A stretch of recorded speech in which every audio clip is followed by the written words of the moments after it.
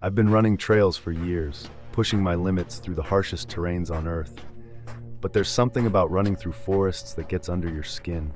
The quiet, the density, the way the trees seem to close in on you. I've always loved it, but tonight, something felt off.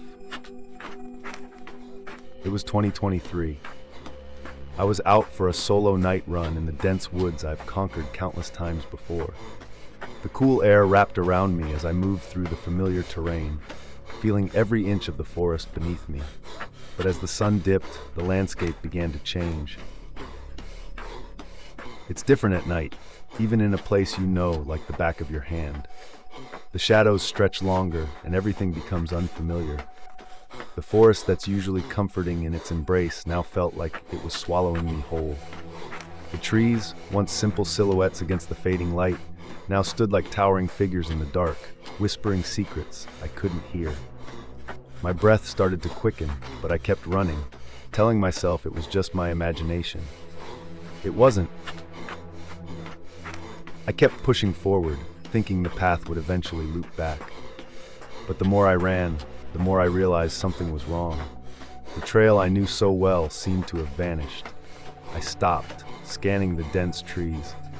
The moonlight barely filtered through the thick canopy, and there was no sign of the usual markers that guided me. My heart began to race as I realized I was lost. I tried to stay calm. It was just a simple detour, right? I'd find my way back soon enough. But as the minutes stretched into hours, the forest seemed to grow darker, quieter. The only sounds I could hear were my own footsteps and the soft rustle of the leaves, like whispers on the wind. That's when I heard it. Footsteps behind me. I froze, my breath catching in my throat. It was slow, deliberate. I turned quickly, expecting to see another runner or perhaps some other hiker, but there was no one. The trees stood still, and the eerie silence returned. I tried to rationalize it, telling myself it was an animal or the wind. But deep down, I knew it wasn't. I kept moving, my pace quickening, hoping I could outrun whatever was following me. But as the footsteps drew closer, I started to feel the weight of the forest pressing in on me. The trees seemed to bend, reaching out with twisted limbs as if to trap me. And then I saw it, a figure, tall and dark, standing just beyond the trees. My heart stopped.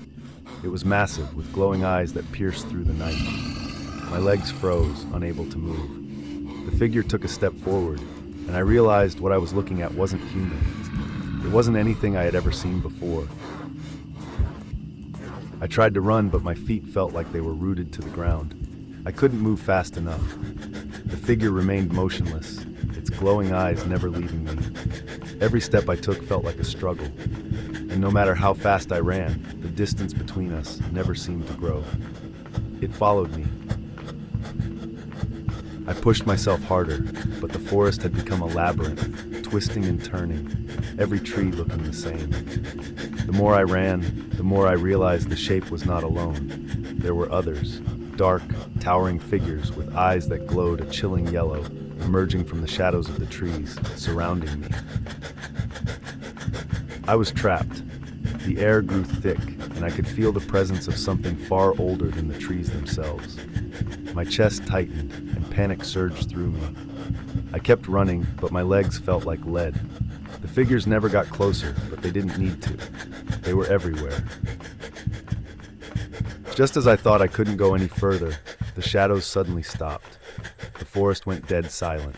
The figures vanished, leaving only the oppressive stillness. I stopped, gasping for air, unable to process what had just happened. I don't know how long I stood there. My heart was still pounding and my body was shaking with fear. But when I finally turned to retrace my steps, I realized the path was gone. The trail had disappeared, replaced by an endless stretch of trees. No landmarks, no signs of where I had been. My mind was racing. When I finally found my way out of the forest, I was covered in sweat, my body aching. I told the authorities about what happened, but when they searched the woods, they found nothing. No traces of my run, no sign of what I had seen. It felt like the forest had swallowed it all, my path, my story, the figures. It was as if it had erased me from existence. I know now that the forest is far more than just trees and dirt. It's alive, and it doesn't forget. And somewhere out there, in the dark depths of the woods, I know it's watching.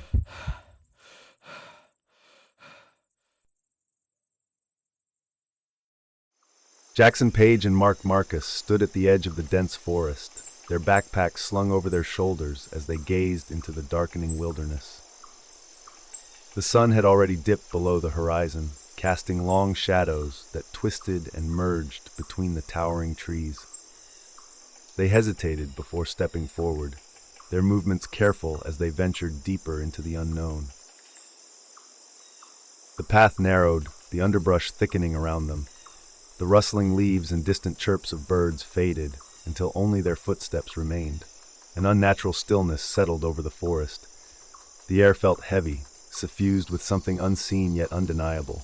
A sudden snap of a branch echoed through the trees. Both men froze. Jackson turned toward the sound, breath steady but uncertain. Mark's grip on the flashlight tightened as he scanned the dense thickets. The beam caught something, a fleeting movement just beyond the trees. His heart pounded, his pulse quickening. Their pace quickened, the trees stretching taller, seeming to close in. The path behind them disappeared into darkness, erasing any sense of direction. The whispering started. Low, indistinct murmurs slithered between the trees surrounding them. The sound grew, voices overlapping in a haunting melody. Shadows shifted unnaturally beyond the trees. A figure, tall, gaunt, with elongated limbs, emerged from the darkness, hollow eyes locking onto them. A surge of panic sent them sprinting through the trees, branches clawing at their clothes.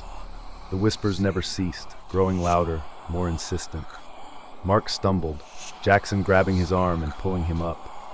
A faint glow flickered through the trees, a cabin, barely visible through the haze. They pushed forward, lungs burning, reaching the door and forcing their way inside. The cabin was small and musty, dust motes swirling in the dim light. They slammed the door shut, gasping for air. Jackson peered through a cracked window. The figure stood at the edge of the clearing, watching, waiting. The whispers seeped through the walls, growing heavier, pressing in from all sides. The air thickened with something unseen but suffocating. The cabin shuddered, the lights flickering. The whispers turned into a chorus of laughter. Mark grabbed Jackson's arm, urgency tightening his grip. The room darkened. The figure outside loomed closer. A slow, deliberate creaking filled the air. The door trembled. The last thing Mark perceived before everything faded to black was the sound of it swinging open. The door, once trembling on its hinges, now stood ajar, revealing an abyss where the forest had been. No trees, no path, only an endless swirling void of blackness stretching far beyond comprehension. Jackson stepped back, his pulse hammering in his ears.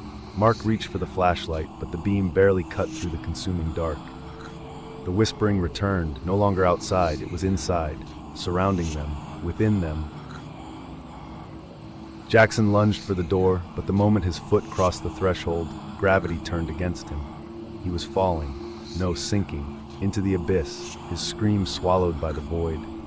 Mark reached for him, fingers barely grazing his outstretched hand before he too was pulled downward. The cabin faded from view, the whispers crescendoed into a deafening roar, and then nothing.